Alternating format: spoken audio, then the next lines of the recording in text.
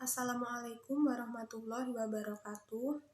Perkenalkan, nama saya Elvira Fitri Darmawanti, NIM 19505101007. Di sini saya akan menjelaskan sedikit mengenai pelaporan keuangan akuntansi syariah. Yang pertama, ada kerangka dasar penyusunan dan penyajian laporan keuangan akuntansi syariah. Terdapat 4 karakteristik kualitatif pokok laporan keuangan. Yang pertama, dapat dipahami. Yang kedua, relevan. Yang ketiga, andal. Dan yang terakhir, dapat diperbandingkan. Yang pertama, dapat dipahami, yaitu informasi yang disajikan dalam bentuk dan bahasa teknis yang sesuai dengan tingkat pengertian dan penggunaannya. Sedangkan yang kedua, relevan. Berarti informasi keuangan harus berhubungan dengan tujuan pemanfaatannya. Yang ketiga, andal. Informasi juga harus andal. Informasi memiliki kualitas andal jika bebas dari pengertian yang menyesatkan dan kesalahan yang material, dan dapat diandalkan pemakaiannya sebagai penyajian yang tulus atau jujur dan yang seharusnya disajikan atau yang secara wajar diharapkan dapat disajikan. Yang keempat, dapat diperbandingkan, yaitu informasi akuntansi harus dapat diperbandingkan dengan informasi akuntansi periode sebelumnya pada perusahaan yang sama. Selanjutnya yaitu persamaan laporan akuntansi konvensional dan syariah, yaitu sama-sama untuk menginformasikan keadaan keuangan suatu lembaga atau instansi. Persamaan tersebut diambil dari tujuan perbankan syariah dan perbankan konvensional yang dilihat dari PSAK nomor 5 dan PSAK nomor 31.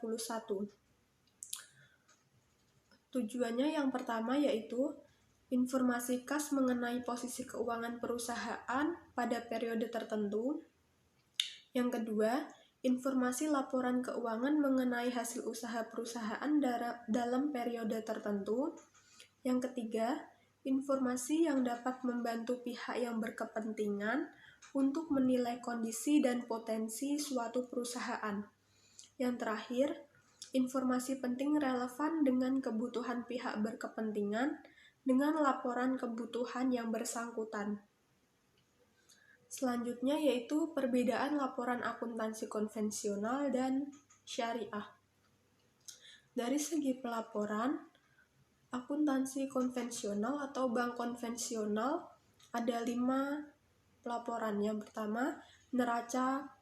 Yang kedua, laporan laba rugi. 3, laporan arus kas. 4, laporan perubahan ekuitas. Dan yang kelima, CALK atau catatan atas laporan keuangan.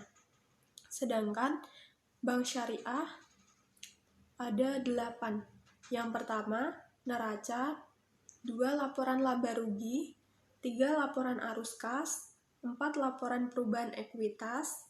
5, laporan perubahan dana investasi terkait.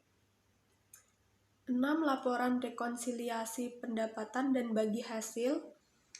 7, laporan sumber dana dan penggunaan dana zakat. Dan yang terakhir, laporan dan penggunaan dana kebaikan. Dari segi akad dan legalitas, bank konvensional memberikan sanksi secara moral, sedangkan bank syariah memberikan nilai dunia dan akhirat. Yang ketiga, segi penyelesaian sengketa. Bank konvensional menyelesaikan sengketa di peradilan negeri, sedangkan bank syariah menyelesaikan kedua belah pihak menyelesaikan sesuai tata cara syariah. Yang keempat, segi usaha yang dibiayai.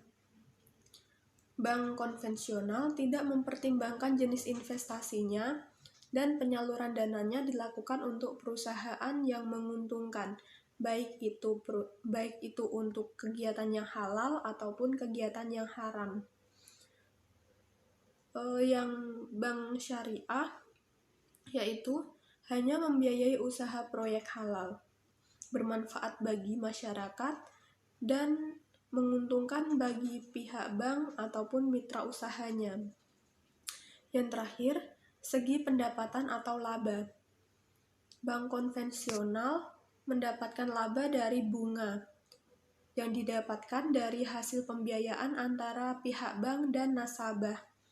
Sedangkan bank syariah memperoleh bagi hasil dari pembiayaan bank kepada nasabah yang telah disepakati di awal sebelum melakukan kegiatan tersebut.